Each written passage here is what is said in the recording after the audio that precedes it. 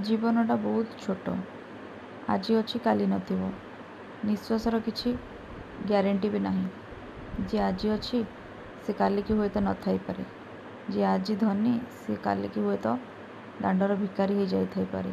ଯିଏ ଆଜି ସୁସ୍ଥ କାଲି ସିଏ ହୁଏତ ବଡ଼ ସହରର କେଉଁ ଏକ ବଡ଼ ହସ୍ପିଟାଲରେ ଆଡ଼ମିଟ୍ ବି ହେଇଥାଇପାରେ।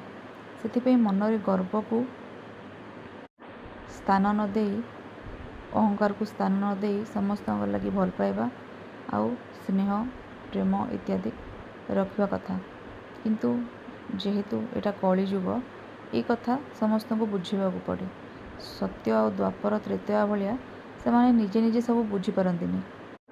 ଠିକ୍ ସେମିତି ଆଜିକୁ ପାଖାପାଖି 5ରୁ 6 ମାସ ତଳେ ଯେତେବେଳେ ଇନଷ୍ଟାଗ୍ରାମରେ ମୁଁ ପ୍ରେମାନନ୍ଦ ମହାରାଜଙ୍କର ଭିଡ଼ିଓ ସବୁ ଦେଖିଲି, ତାଙ୍କ ପ୍ରତ୍ୟେକଟି କଥାକୁ ଧ୍ୟାନ ଦେଇ ଶୁଣିଲି, ମୋ ମନରେ ବି କାହିଁକି କୃଷ୍ଣ ପ୍ରେମ ଜାଗ୍ରତ ହେଉଥିଲା। ଠିକ୍ ସେତିକିବେଳେ ଗୋଟେ ମନ୍ଦିରରୁ ଜନ୍ମାଷ୍ଟମୀ ପୂଜାରେ ବସିବା ଲାଗି ମଧ୍ୟ ଡକରା ଆସିଲା।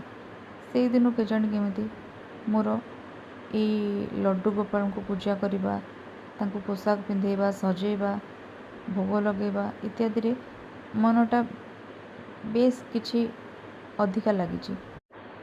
ଭଗବାନଙ୍କୁ ଖାଲି ପୂଜା କଲେ ତ ହବନି।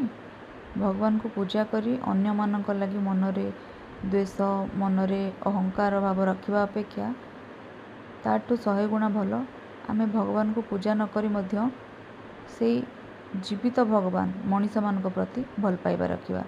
ରାଧେ ରାଧେ।